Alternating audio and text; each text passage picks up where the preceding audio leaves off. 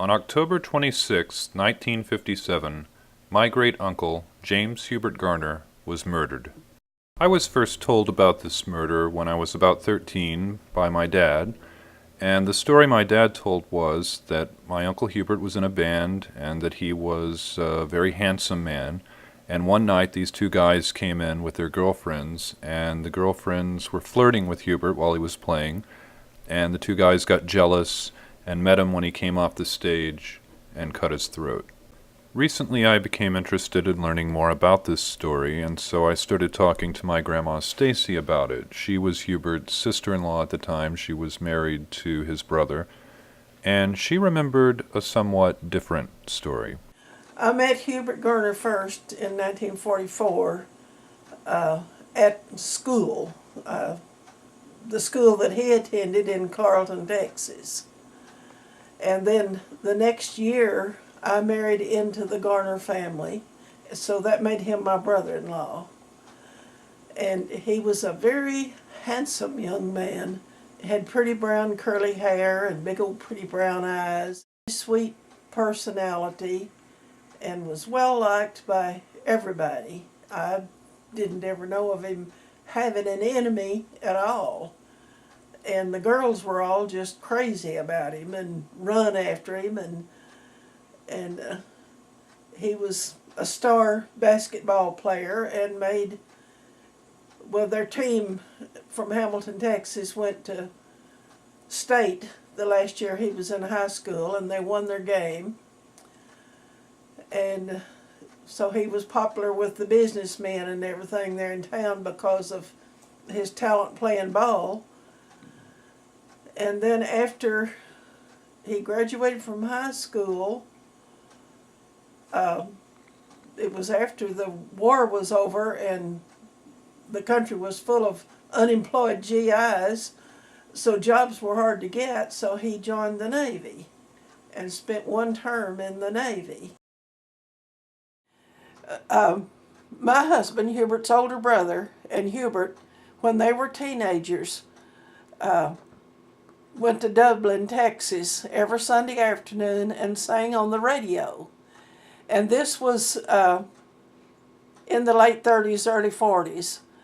And at that time, to be able to perform on the radio was really something because it was way before TV and all that. So they felt like they were stars. And then after I married into the family in 1945, Hubert managed to get a new guitar, like the kind they used for what they call lead guitar in the bands. And as he was learning to play it, when we'd be there visiting, well, he slept on the front porch. And we'd go to sleep at night with him picking, and we'd wake up in the morning and he'd be sitting up on the side of the bed picking that old guitar. And I never personally ever got to go and see him perform when he was being paid for it, just at home, at things that was happening at home. And but he was real good and played in some of the bigger clubs there in Fort Worth. And one of them was Stella's, which we have a picture of them performing at Stella's nightclub. Okay, why don't you tell me a little bit about the club where he was killed? Well, it was located out on Jacksboro Highway, and that area was infamous for the rough night spots out there. And it was one of the ones where they had chicken wire across the front of the stage to keep the people that were there from throwing beer bottles at the band. And it was just a dive. And you could expect most anything to happen in one of those places. But by 1961, it had been torn down. I don't know exactly when they tore it down, and I have forgotten the name that it was operated under. But it was out on Jacksboro Highway in that row of dives. Did you ever see a show there? Did I ever see what? A show at that club? No, there's no way you'd have got me in one of those places. Yeah, tell me the story of how he died. Well, okay. He had quit playing music and was running or managing a big service station there in Fort Worth. And this band member had run up a big gasoline bill with him. And he went by the station, and Hubert told him that he needed to pay some on his gasoline bill.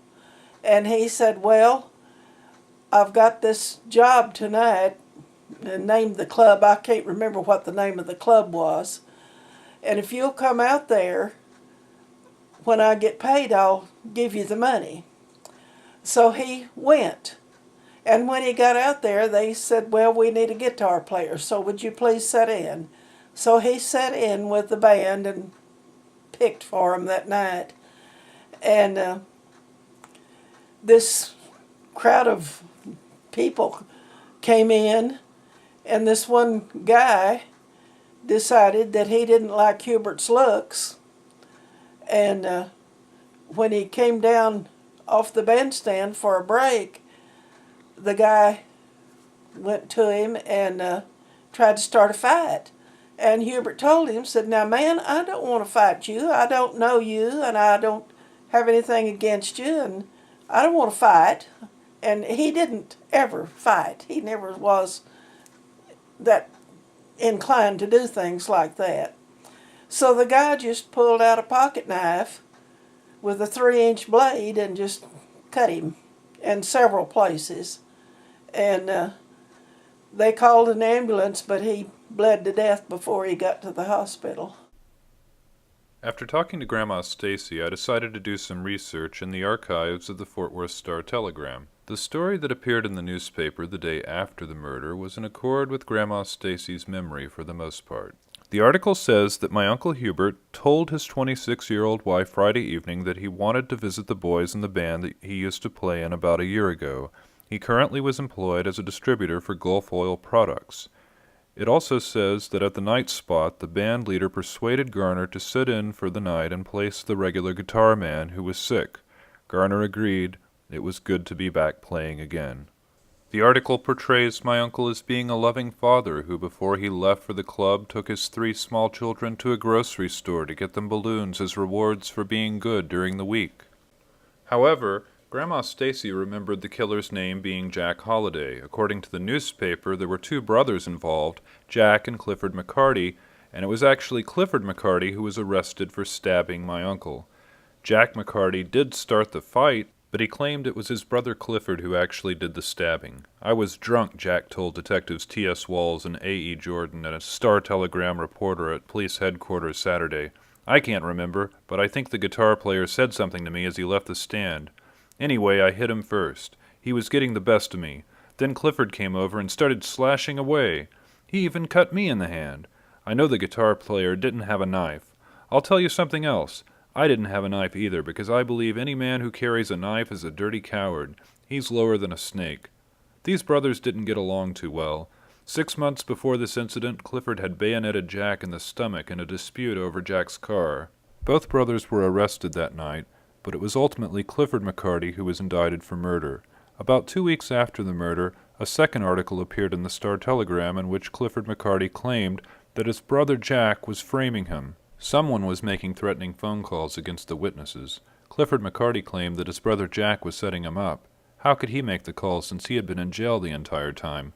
He also claimed that earlier in the evening his brother had been drunk and mad as hell because his girlfriend had taken up with someone else. He claimed that both my uncle and his brother Jack had knives and were stabbing one another with them. However, Clifford McCarty was convicted of the murder in 1958 and received a life sentence.